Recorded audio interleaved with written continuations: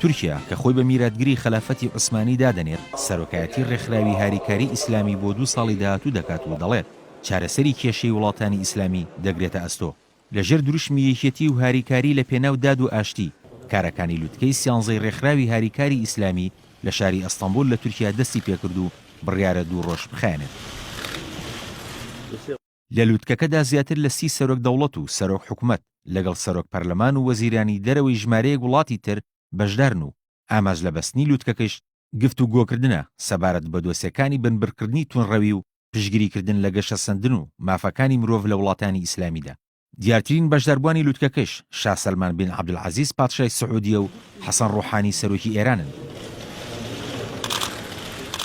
شای ئوردون و سەرۆکی میسریش لە بری خۆیان نوێنەریان لە لوتکەکەدا بەشداری دەکات.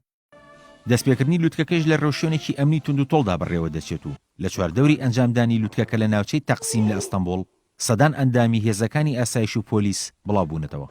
لە دەستپێکردنی لوتکەکەدا سامح شوکری وەزیری دەرەوەی میسر و سەرۆکی لوتکەی پێشوو ڕایگەیاند تیرۆر دەردێکی سەردەمە و پێویستی بە هاریکاری وڵاتانی ئیسلامی هەیە بۆ بنبڕکردنی. داوای دۆزینەوەی ڕێگەچاری سیاسیشی بۆ قەیرانی سووریا کرد بە شێوەیەک خواستی گەلی سووریا و یەک پارچەی خاکەکەی تیادا پارێزراو بێت. دواتر ڕەجەب تەیب ئەردۆغان سەرۆکۆماری تورکیا و سەرۆکی لوتکەکە ڕایگەیاند جیهانی ئیسلامی ڕوبەڕووی ململانی بێوێنە بۆتەوە و بەهۆی گروپە چەکداری و تایەفەگەریەوە دەناڵێنێت. وتیشی پێویستە دادپەروەری و ئاشتی لە وڵاتانی ئیسلامیدا بێتە دی و خۆیان چارەسەر بۆ کێشەکانیان بدۆزنەوە و چاوەڕوانی دەستی دەرەکی نەکەن. لەلایەکی ترەوە ئیاد مەدەنی ئەمینداری گشتی ڕێکخراوی هاریکاری ئیسلامی ڕایگەیاند پشگیری لە هەوڵەکانی هاوپەیمانی عەرەبی دەکەن بۆ گێڕادنەوەی شەرعیەت لە یەمەن.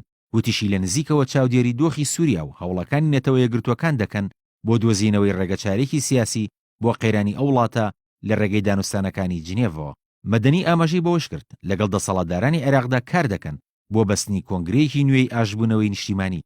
هاوکات داوای کۆتایی هێنان بە کۆنتڕۆڵکردنی هەرێمی ناگۆرنۆ کەرەباخی کرد لەلایەن ئەرمینیا و لابردنی سزاکانیش بەسەر سووداندا. هەر لە لوتکەکەدا ئیدانی دەزوەردانەکانی ئێران کرا لە کاروباری ناوخۆیی وڵاتانی بەحرین و یەمەن و سووریا و سۆماڵ. دەزرێژەکانیش بۆ ستەد باڵێۆزخانی سعودیە لە ئێران سەرزەنش کرا. داواش لە سەرجەم وڵاتان کرا دەزوەر نەدەنە کاروباری لیبیا و چەکیش بە هیچ لایەکی ململانیەکان نەدەن.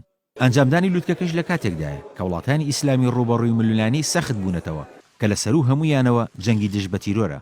تورکیاش دەڵێت لە ماوەی سەرۆکایەتیکردنی ڕێکخراوی هاریکاری ئیسلامیدا لە 2 ساڵی داهاتوودا هەموو هەوڵەکانی بۆ چارەسەرکردنی کێشە ناوخۆیی و دەرەکیەکان دەخاتە گەڕ کە جیهانی ئیسلامی ڕوبەڕووی بوونەتەوە. هەروەها کار بۆ پتەوکردنی پەیوەندیەکانی نێوان ئەندامانی ڕێکخراوەکە دەکات. کاروان شێخ موحسین NRT